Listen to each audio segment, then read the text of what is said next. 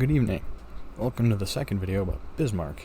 So, last time, I didn't mention it. I really should have.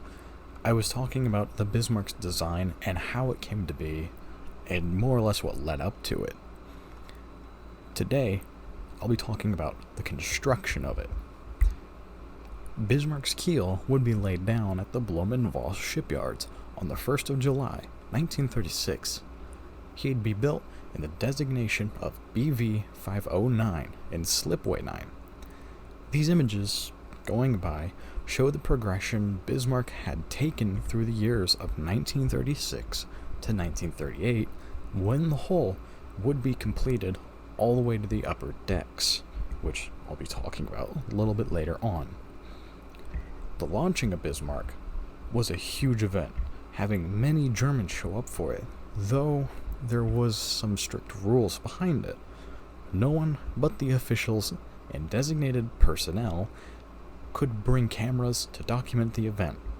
The event took place on Valentine's Day, February 14th, 1939, and was attended by around 60,000 people, including the dock workers, German government officials, citizens, and military personalities, this being Hitler, Rommel, Goebbels, you name it, those kind of personalities.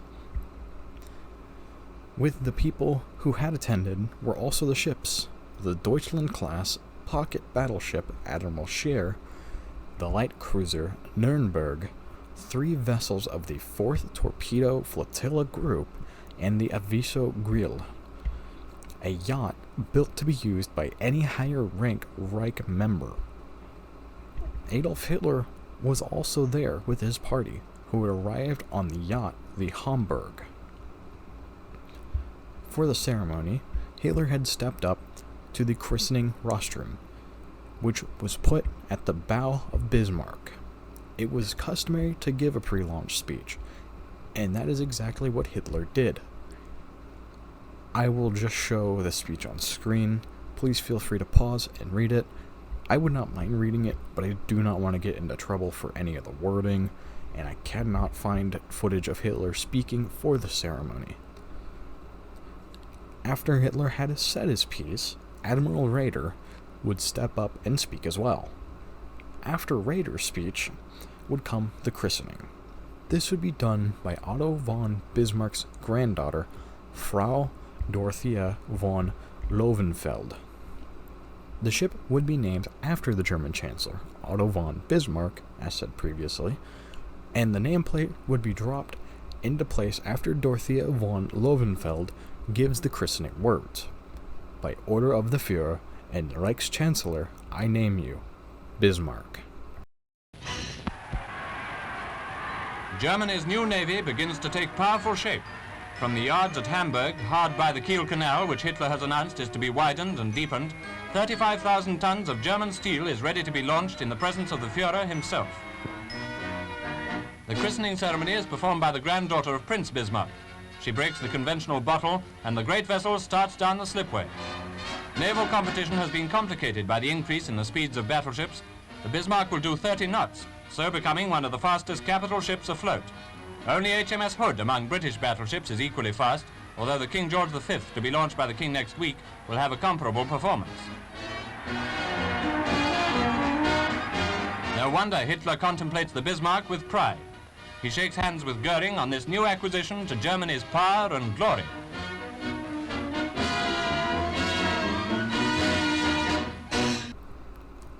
Not long after this, the brake chocks were freed, and Bismarck would start to be pushed back into the water by hydraulic jacks.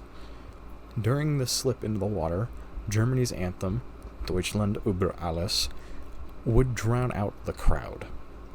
Alongside Bismarck was the new class of battleship Germany was trying to create, the H-class.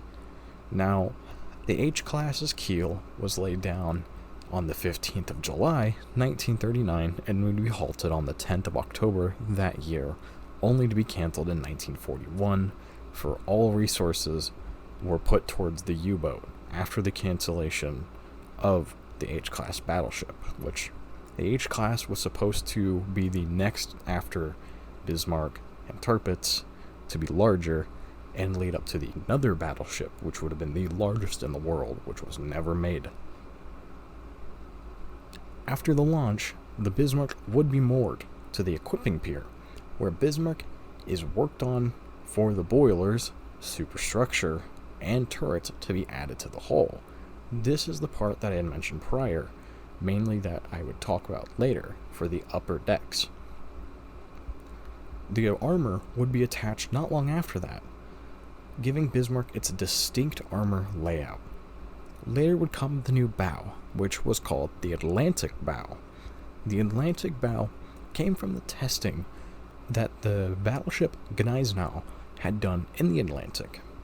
This new bow gave Bismarck better seakeeping capabilities and new arrangement for the anchors. Now, World War II would finally kick off in September of 1939, and even through a harsh winter, the work order continued. Within the month of April 1940, the new crew of Bismarck would start to assemble and get to training in order to understand and be fully familiar with Bismarck's boilers, reloading procedures, fire training, medical training, turbines, and more. These men would be led by the newly appointed 46-year-old Sea Captain Ernst Lindemann. The Bismarck during this time of training was still being completed, and the crew hadn't even lived on board yet. The crew of the Bismarck during the completion and training would be living on barracks ships, General Artigas and Oceana. The crew, in all, would comprise of 103 officers, 1,962 non-commissioned officers and men. The rest of the crew gradually came aboard over time, completing the full ship roster much later. In the month of June, the 23rd, Bismarck entered the floating dry dock, numbered 5 to 6, and would be fitted with its 3 propellers and the MES magnetic self-protection system. The keel of Bismarck would also be repainted during this time. On the 14th of July, Bismarck would depart the dry dock and go back to being once again moored at the equipping pier. Only a few days later would Bismarck be unmoored and would undergo the inclining test. The inclining test is when the ship is intentionally tilted one way or the other to see if it has good stability and will not capsize at sea. The test was done in an empty ship as completed condition, with as little or no crew aboard. Bismarck would have a total of 42,500 metric ton displacement and a metacentric height of 3.9 meters tall.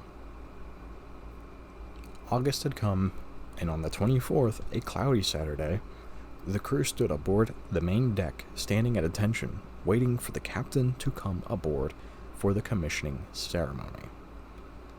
Once Captain Ernst Lindemann stepped aboard, he would be escorted by 2 officers, Frigate Captain Hans Olds and Lieutenant Commander Mullenheim Reckberg.